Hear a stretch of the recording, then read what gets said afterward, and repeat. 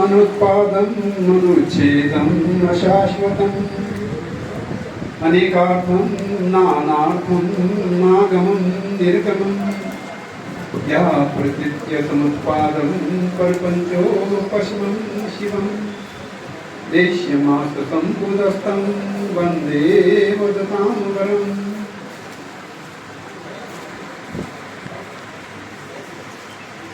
भगवान बुद्ध के चरणों में वंदना करते हुए मैं इस धम्म देशना की शुरुआत करता हूँ। बहुत अच्छा महसूस हो रहा है कि मैं मौर्य वंशियों के साथ यहाँ पर उपस्थित हूँ इस कार्यक्रम में। सम्राट अशोक मौर्य को कौन नहीं जानता इस दुनिया में। सम्राट अशोक मौर्य की ख्याति सिर्फ इस देश के अंदर ही नहीं, इस देश के बाहर दूर दूर तक पूजा, और आज के दिन में लोग उन्हें याद करते हैं। एक धार्मिक सम्राट के तौर पर उन्हें उनका अनुसरण किया जाता है और उनको याद किया जाता है। और ये एक अच्छी बात है कि आप सब लोग किसी न किसी तरह से उस मौर्य वंश से जुड़े हुए हैं। और मुझे भी सौभाग्य प्राप्त हुआ अपने मित्र डॉक्टर हरिराम मौर्य जी और आपके आर.डी. मौर्य जी और बहुत सारे मित्र मेरे ऑफिस में कईयों बार आए। इसी कार्यक्रम के सिलसिले में हम क्या कर सकते हैं उसके बारे में विचार करने के लिए मेरे पास आए, और हम अभी भी उस विषय पर विचार करते रहते हैं। हम भी चाहते हैं कि इस कार्यक्रम को जल्दी पूर्ण होना चाहिए और पूर्ण होकर ये जनता को समर्पित होना चाहिए। जब इस तरह का कार्यक्रम जनता को समर्पित होता है तो उसका जो लाभ है वो बहुत बड़ी पैमाने में मिलता है। तो आज के दिन में विषय के तौर पर मैंने प्रकृति समुत्पाद ये चुना है। इस पर धम्म देशना देना मुझे लगता है बहुत ही महत्वपूर्ण होगा और बहुत ही लाभदायक होगा, क्योंकि हम सब जानते हैं भगवान बुद्ध जो है वो किसी सृष्टि के रचयिता भगवान में विश्वास नहीं करते थे, और सृष्टि का किसने रचना की है ऐसे विषयों पर वो बात भी नहीं करते थे। उनको ज़्यादा दिलचस्पी नहीं थी। तो इसी विषय पर यहाँ पर उनका जो महत्वपूर्ण सिद्धांत है इस विषय पे, तो वो यहीं पर आकर प्रकृति समुत्पाद के उनका जो सिद्धांत है उस पर टिकता है, और उसी के आधार पर वो पूरी सृष्टि की व्याख्या करता है। तो भगवान बुद्ध के जो प्रकृति समुत्पाद का जो सिद्धांत है उसमें हम देखते हैं द्वादश निदानानि, 12 प्रकार के प्रकृति समुत्पाद के पूरे चक्रव्यूह का अंग उन्होंने व्याख्या दिया है। तो ये 12 द्वादश निदानानि जिसे हम कहते हैं पाली में और संस्कृत में, ये हैं। पहले मैं संस्कृत में बोलता हूँ, फिर उसके बाद पाली का जो समकक्ष शब्द है उसे भी बता देता हूँ। संस्कृत में पहला 12 में से जो पहला प्रकृति समुत्पाद का अंग है उसे हम कहते हैं अविद्य, और पाली में अविद्य कहते हैं। और जब हम उसका अनुवाद इंग्लिश में करते हैं तो हम उसे इग्नोरेंस कहते हैं। भगवान बुद्ध का सोच यही था कि पूरे जो जीवन चक्र है, पूरी जो समस्याएं हैं, उसका जो मूल है वो अविद्या है। अविद्या के कारण ही हम पूरे जीवन भर में बहुत सारे समस्याओं को झेलना पड़ता है हमें। तो अगर इसे उदाहरण के तौर पर दिया जाए तो बहुत ही आसान होगा आप लोग ज़्यादातर लोग यहाँ पर अभिभावक हैं, आप लोग देख सकते हैं और आप लोगों ने महसूस किया होगा जब आपका बच्चा जन्म लेता है तो उसे कुछ भी समझ में नहीं आता है, तो वहाँ पर एक प्रकार का अविद्या वहाँ पर व्यापक होता है। और अगर उस अविद्या को अगर समाधान नहीं निकालेंगे तो उसी अविद्या के स्तर पर अगर उसे आगे वो बढ़ता रहेगा तो वो बहुत सारे गलत कार्य कर बैठेगा। तो अविद्या जो है उसे हम कहते हैं इग्नोरेंस और अविद्या भी कहते हैं। तो उसके इसी कड़ी में दूसरा जो प्रकृति समुत्पाद का जो अंग आता है उसे हम कहते हैं संस्कार। अविद्या के आधार पर संस्कार नहीं बनता है, जिसे पाली में संखार कहते हैं। तो यही इसे हम इंग्लिश में जब अनुवाद करते हैं तो कार्मिक एक्शंस कहते हैं, कर्म कहते हैं, हिंदी में आप कर्म भी कह सकते हैं। अविद्या के प्रभाव में कर्म बनता है।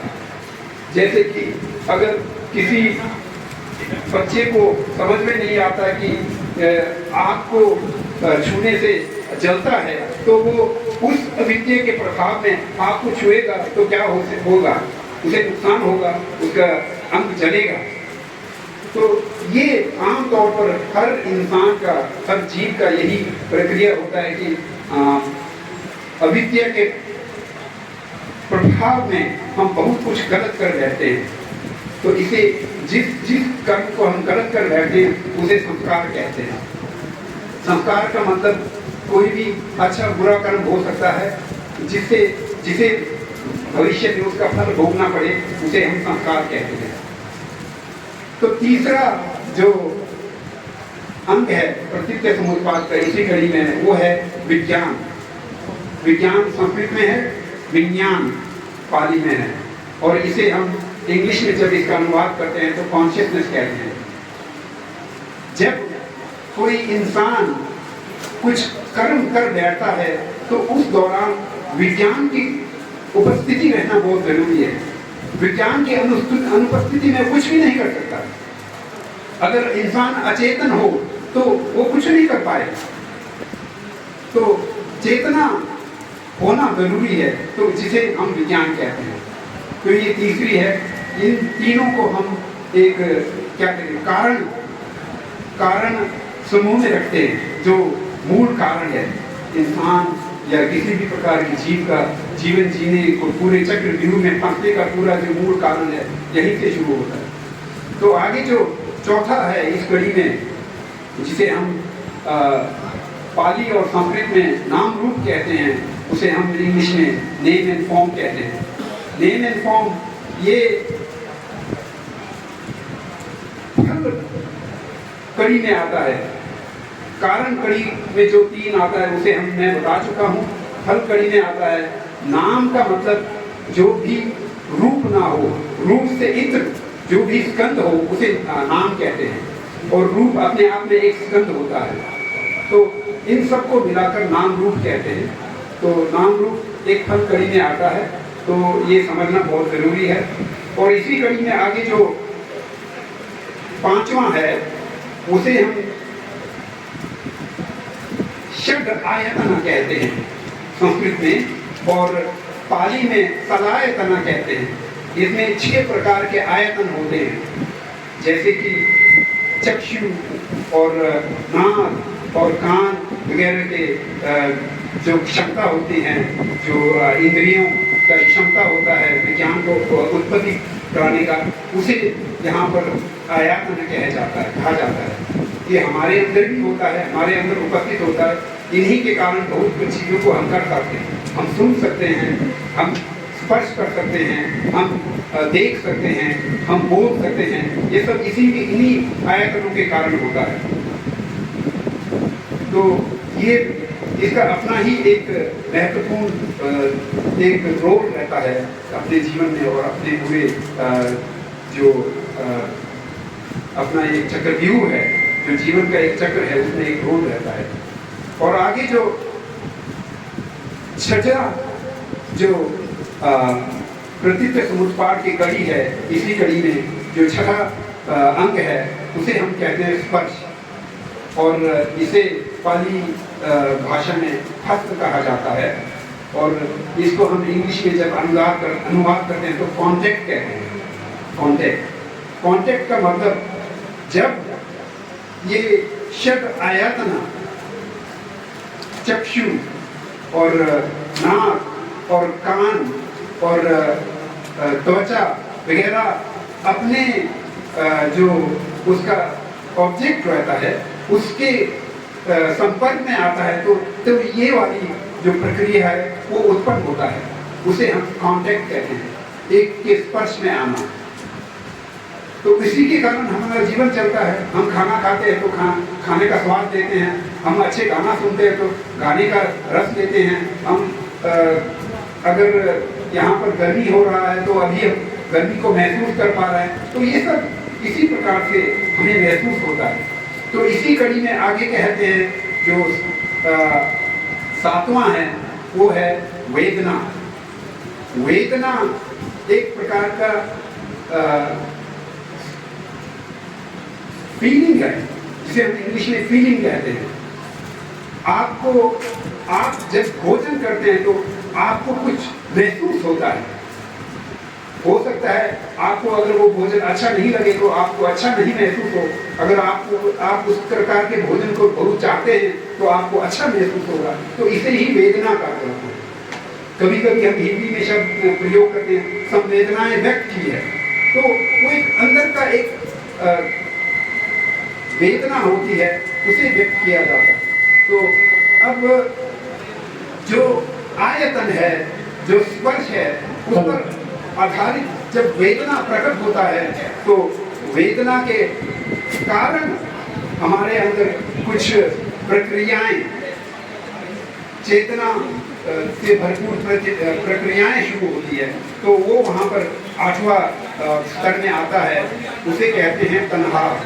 ये पाली में हम उसे तन्हा कहते हैं और संस्कृत में तृष्णा कहते हैं, जिसे इंग्लिश में हम ट्रांसलेट करते हैं तो हम कहते हैं क्रेविंग। यानी आपके अंदर एक चाहत पैदा होता है। जब आप एक आइसक्रीम खाते हैं तो आइसक्रीम का स्वाद आपके जीभ के थ्रू आपके जिस्म में जाता है, तो आपको अच्छा लगता है, तो आपके अंदर ये एक चेतना और एक चाहत रहती है कि बार बार आइसक्रीम खाए, बार बार आइसक्रीम खाए, उसे ही क्रेविंग कहते हैं। तो ये क्रेविंग वहाँ पर उत्पन्न होता है। तो क्रेविंग के बाद में क्या आता है? क्रेविंग के बाद में आता है ग्रैस्पिंग कहते हैं, जिसे संस्कृत में उपादान कहते हैं। उपादान, जब आपके अंदर वो चाहत होता है, वो एक इच्छा होती है कि आप आइसक्रीम को हासिल करें, तो आप आगे जाकर आइसक्रीम को पकड़ते हैं और आइसक्रीम को पकड़ के उसे उसका सेवन करते हैं, तो उसे उपादान कहा जाता है। उसे ग्रैस्पिंग भी कहते हैं। इंग्लिश में जब हम अनुवाद करते हैं तो ग्रैस्पिंग कहते हैं। अब जब क्रेविंग, तृष्णा और उपादान, ग्रैस्पिंग के आधार पर हम कर्म करते हैं, तो उससे क्या होता है, हमारे जो पिछले कर्म थे वो मजबूत हो जाता है और भी ज़्यादा शक्तिशाली हो जाता है। जब वो शक्तिशाली हो जाता है तो वो एक जन्म को उत्पत्ति करने में सक्षम हो जाता है। तो इस स्तर पर जो कर्म का जो एक स्तर होता है, जो एक उपजाऊ स्तर होता है कर्म का, उसे हम भव कहते हैं, जिसे इंग्लिश में कभी कभी हम ट्रांसलेट करते हैं बिकमिंग, और कभी कभी हम ट्रांसलेट करते हैं एग्जिस्टेंस। तो ये हमें समझना जरूरी है। तो जब भव का उत्पत्ति हो जाता है, भव स्तर पर कर्म जो चले जाता है, तो उसके बाद में उत्पत्ति होता है जाति का। जाति यहाँ पर जन्म लेने की बात है। हम कहते हैं भारत में हमारे यहाँ पर 4 जातियाँ होती हैं, क्या क्या है वो सब है, वो जन्म वाली बात है। जाति को जन्म के आधार पर चलाते हैं, ये भी कहते हैं हम। तो जाति मतलब जन्म लेना। तो भव के आधार पर जाति बनता है। जाति जब जन्म ले चुका होता है इंसान, तो उसके आगे जो आखिरी कड़ी है वो 12वां कड़ी है। द्वादश प्रकृति समुत्पाद के अंगों में से जो 12वां अंतिम कड़ी है उसे हम कहते हैं जरा मरण। जरा मरण का जो अनुवाद हम अगर इंग्लिश में करते हैं तो हम कहते हैं एजिंग इन डेथ। जन्म लेने के बाद क्या होता है, हर क्षण हम बढ़ते रहते हैं, एक भी क्षण हम रुके नहीं रहते हैं, हर क्षण हमारा जीवन में परिवर्तन होते रहता है। एक बच्चा इस क्षण अगर वो उसका जन्म हुआ तो अगले क्षण वो थोड़ा बहुत बूढ़ा हो जाएगा, और 1 साल के बाद और ज़्यादा बूढ़ा हो जाएगा, 10 साल के बाद और ज़्यादा बूढ़ा हो जाएगा। तो अंत में उसका अंत कैसे होगा, वो मरने के साथ ही अंत होगा। और ये सब स्वाभाविक है, ये प्राकृतिक है। भगवान बुद्ध ने ये सिद्धांत हमें दिया है। हमें इन सिद्धांतों को समझना बहुत जरूरी है। इन सिद्धांतों को समझकर इस पर आधारित एक समस्याओं का समाधान निकालना बहुत जरूरी है। हमारे समस्याओं का समाधान कोई भगवान नहीं कर सकता, कोई देवता नहीं कर सकता, उसे हमें ही करना होगा। हमें उसे करने के लिए इन सिद्धांतों को समझना होगा। जब तक हम इन सिद्धांतों को, भगवान बुद्ध के द्वारा दिए गए सिद्धांतों को नहीं समझेंगे, तब तक ये संभव ही नहीं है कि हम उस मुक्ति की दिशा में देख भी पाएंगे। तो इस समझ के साथ मैं आप लोगों से अनुरोध करता हूं कि भगवान बुद्ध की जो संदेश हैं और जो शिक्षा है, जो सिद्धांत है, उन्हें समझो, उन्हें समझकर उसे अपने जीवन में उतारने की कोशिश करो। मानना जरूरी नहीं है, समझना जरूरी है, जानना जरूरी है। जानकर, समझकर उसको अपने जीवन में उतारकर तब जाकर एक बदलाव अपने जीवन में लाना बहुत जरूरी है। जब तक हमारे जीवन में बदलाव नहीं आएगा तब तक मुक्ति संभव नहीं है। कोई वैसे आध्यात्मिक मार्केट तो बहुत बड़ा है दुनिया में, आध्यात्मिक मार्केट बड़ा है, इसलिए ये बेचना बहुत आसान है कि इस पर ये करो तो आप मुक्त हो जाएंगे, वो करो तो मुक्त हो जाएंगे, वे करो तो ये मिल जाएगा। मगर इस सच्चाई में ऐसा होता नहीं है। सच्चाई में हर इंसान को अपने समस्याओं का समाधान खुद निकालना पड़ता है। जब तक वो इंसान अपने समस्याओं का समाधान खुद नहीं ढूंढ पाएगा तब तक कुछ नहीं हो पाएगा। जो देवी देवता, हजारों देवी देवता भरे हुए हैं, वो खुद अपने समस्याओं से जकड़े हुए हैं। उनके पास अपना अपार समस्याएं हैं, वो उनका भी समाधान नहीं कर पाते, तो हमारा क्या समाधान कर पाएंगे। तो ये समझना बहुत जरूरी है। तो इसी के साथ मैं आप लोगों से अनुरोध करता हूँ कि आप लोग भगवान बुद्ध के जो मार्गदर्शन है उसे समझें, समझकर अपने जीवन में उतारने की कोशिश करें।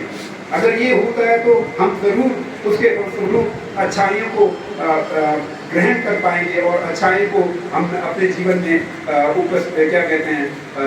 अर्जित कर पाएंगे। तो यहीं पर मैं अपने शब्दों को विराम देना चाहता हूँ। धन्यवाद।